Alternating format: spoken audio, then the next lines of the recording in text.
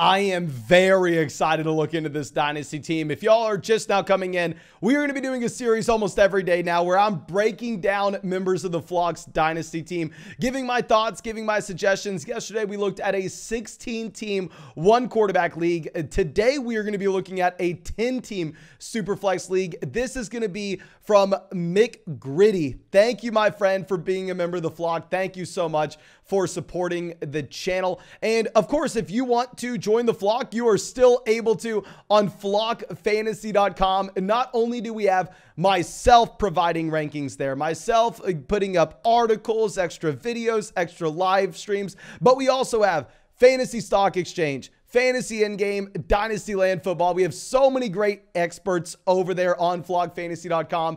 And when you sign up with promo code FLOCK, you are going to get 30% off any subscription package. And with a subscription to the Mother Flocker tier, you will be getting an in-depth podcast breakdown of your Dynasty team. Maybe I do it on YouTube. Maybe I do it as a podcast. Just let me know whenever you sign up if you want it on YouTube or just a personalized podcast for yourself. But I think that should be it. Of course, you can find the link to flockfantasy.com in the comment section and description. Let's dive into this team. And McGritty here is playing in a 10-team Superflex full PPR league, converted from a one-quarterback league with hometown friends, start of year 3. It's a 6-point passing touchdown league, 13-player bench, 4 IR, and 4 taxi squad spots.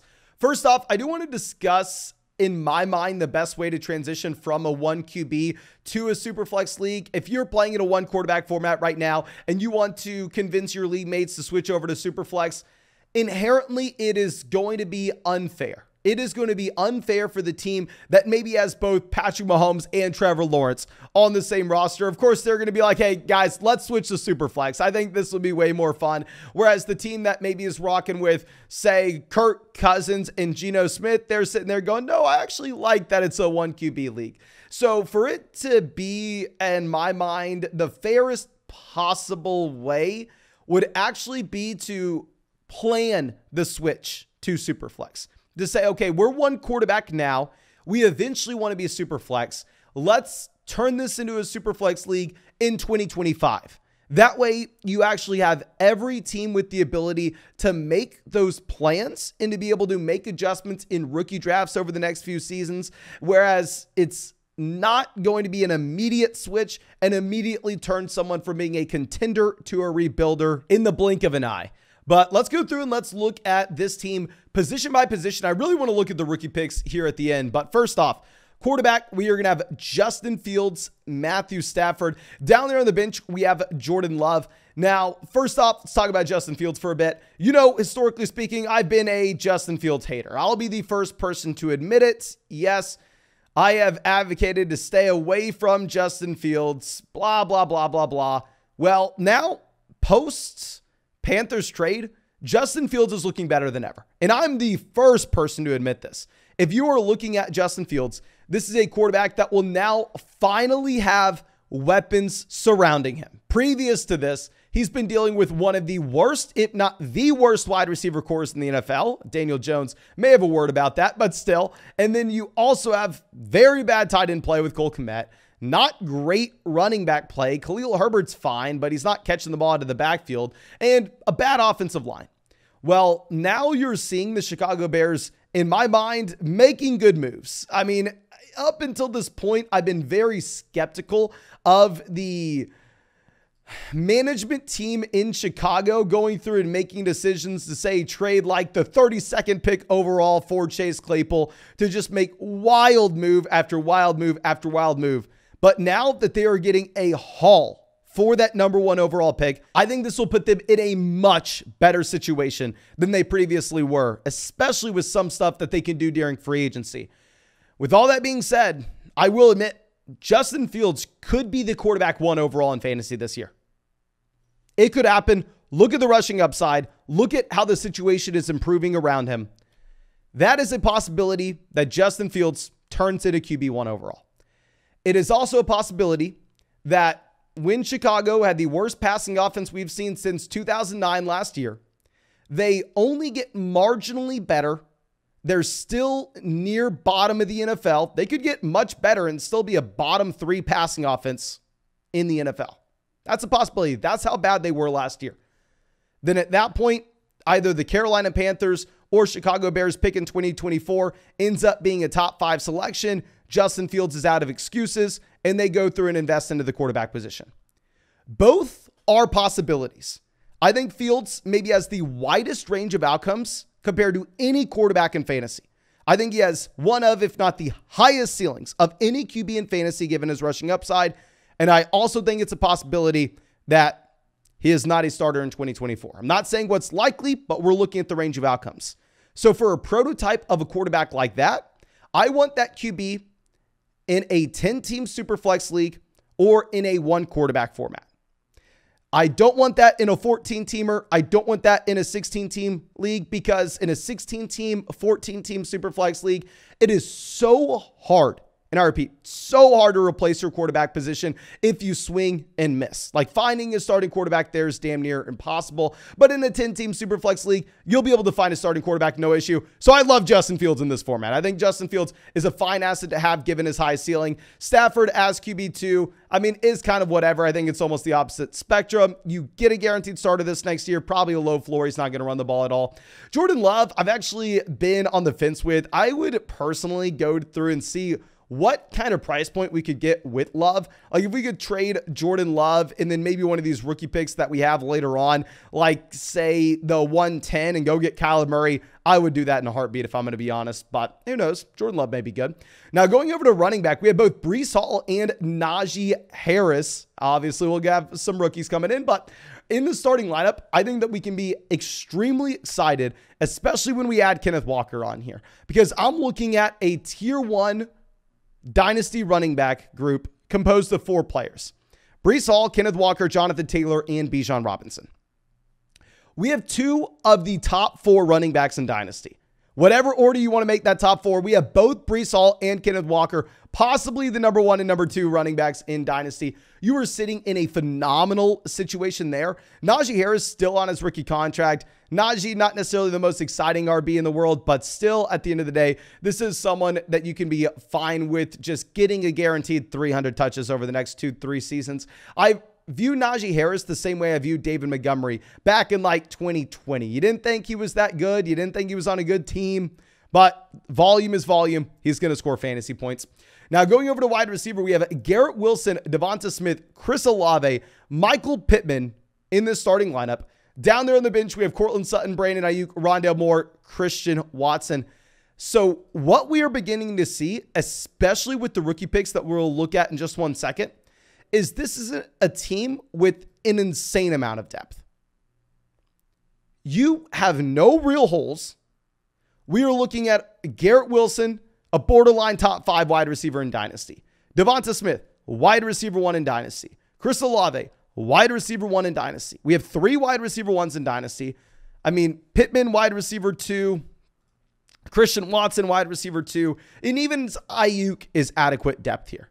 We have all the depth in the world at wide receiver. And going over to tight ends, TJ Hawkinson as well as Kyle Pitts.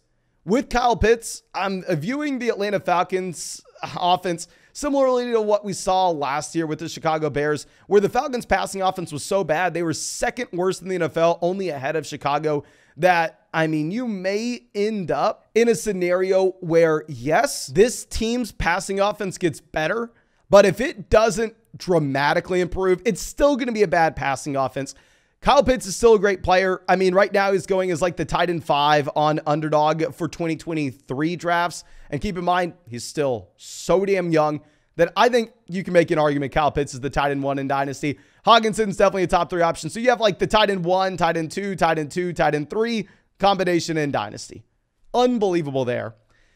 And going over to these rookie picks, we're looking at 103, 105, 106, 107, 110, 201. We don't have a 2024 first. And this is one of the very few teams I'm fine not having our 2024 first on. I am so confident that this is a playoff team. So many things would have to go wrong. And we would still be making the playoffs. We just wouldn't be winning the championship if everything crashes and burns. But if we break down how the rookie tiers look in my mind at this point, we're going to go Bijan at 1. Obviously, I don't need to talk about that. Beyond that, the next 3 guys in my mind are all quarterbacks. I think you have whatever combination you want. of Anthony Richardson, Bryce Young, and CJ Stroud. Whatever combo you want, I think that's going to be 2 through 4. And then I think we get another teardrop. Through 5 through 7, in my mind, is whatever combination, whatever order you want, of Will Levis, of Jackson Smith-Njigba, and Jahmyr Gibbs. So when we're sitting here and we have the 103, I'm going to be penciling that in as a rookie quarterback. And more importantly, because this is a 10-team Superflex league rather than a 12, 14, 16-team league where the floor in my mind is going to matter a lot more in a format like that. In a 10-team league, I'm swinging for the fences. 103, I'll probably be going with a quarterback that, yes, maybe has a little bit of a lower floor, but a higher ceiling. I may be going with Anthony Richardson there over Bryce Young, over CJ Stroud. I feel very comfortable adding Anthony Richardson to a team like this, where if things were to break right and he is a starting quarterback at the next level, he does carry over the rushing upside that we had from his collegiate profile to the NFL. He could be a top 5 quarterback in fantasy. I don't know if it'll be good from a real life standpoint. I make the argument Fields isn't good from a real life standpoint, but at the same time, I just said Fields could be the number 1 quarterback overall because of his rushing upside, and Richardson may be similar. Now, going over to the 105 through 107, in my mind, it gets a little dicey if there's a scenario where a team at 2 or a team at 4 decides they want to go off the wall and they want to take either Jahmyr Gibbs or Jackson Smith-Njigba over Bryce Young or CJ Stroud. If that were to happen, it's going to put us in a very difficult position, because at that point, we would have already selected a quarterback at the 103. And then at that point, we would almost be locked into, in my mind, 2 QBs with both Will Levis and whoever falls, which I don't want that to be the case. I would rather not. So I think this is where we have the possibility of actually needing to make a trade. If we end up seeing CJ Stroud, Bryce Young fall to 105, 106, 107, one of those picks, then at that point, I think we need to start making 2-for-1 deals. This goes back to what we were talking about at the very top of this, where we went through this roster and we said we have a ridiculous amount of depth. I mean, we're not even looking at all these first-round rookie picks that we have, and we still have guys like Christian Watson, Jordan Love, A.J. Dillon, Kyle Pitts down there on the bench. And now we're adding these rookies in. So given all that depth that we were to have, I would be fine going through and trying to make some 2-for-1 deals. I would be fine going through and saying, hey, I'll trade the 105 and Michael Pittman, and I'll go try to get a truly elite level option.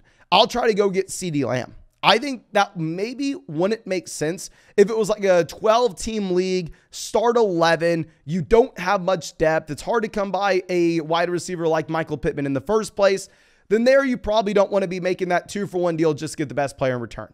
Here in a 10-team league where we have all the depth in the world, I would love to make a trade like that.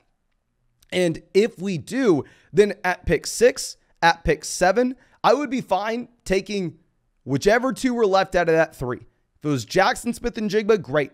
Jahmyr Gibbs, great. Will Levis, great. And I understand at that point, if we're adding both Anthony Richardson and Will Levis in this draft, we're kind of going overboard with quarterback production. But at the same time, we're trying to identify quarterbacks that have rushing upside that could break fantasy football. When this team is already so damn good that really the only thing that matters is swinging for the fences, I don't mind drafting both of those guys, assuming one of them busts, like say Will Levis bust, right? But then Anthony Richardson hits, and Anthony Richardson is that top 5 quarterback in fantasy, and we're rolling out Justin Fields and Anthony Richardson, or Justin Fields and another top 5 QB in fantasy each and every week. Now going over to the 110, in my mind, this will be another interesting teardrop, where I think after we get through that 105 through 107 range of Levis, JSN, Gibbs, whichever order you like, I think we have another tier of 3 players. Quentin Johnston, who I actually have a little bit higher than these other 2 guys, Jordan Addison and Zach Charbonnet. I used to have Addison ahead of Quentin Johnston in the same tier, but with the weight concern at the combine, we did drop Addison down just a bit. So I think at the 110, we are going to be looking at one of those 3 players making it to us. I don't know if it'll be Johnston. I don't know if it'll be Addison. I don't know if it'll be Zach Charbonnet. I'd feel very comfortable selecting one of the wide receivers and locking that in right now. Zach Charbonnet, there is an outside chance tiny chance. But if you were to fall to day 3 of the NFL draft, then at that point, we're probably not going to be taking him at pick 10. But still, I think we just have so many cool things that we can do in the rookie draft this year. And we can feel free to compete right away because we don't have our own 2024 first. But I think that's all I have for this video. This is just such a good and exciting team. And I'm excited to see what we can do with those rookie picks when we get to May. But thank you again. I truly do appreciate you, my friend. And if you come across anything on flockfantasy.com that you think I can improve, that you would like to see added on, please feel free to personally reach out to me. Let me know right away. I'll send it over to the developers and see if we can get that going for you. But outside of that, I think that should be it. Of course, if you are watching this and you want to get your own team broken down on a podcast, if you want to get access to all the expert rankings, articles, bonus videos, bonus live streams, get in our Discord chat, the whole 9 yards, you can find the link to flockfantasy.com in the description in the comment section. When you sign up to flockfantasy.com with promo code FLOCK, you're going to get 30% off any subscription and a podcast broken down by yours truly of your Dynasty team. Now, thank you again. I do appreciate all of you, and I really hope you have a great day.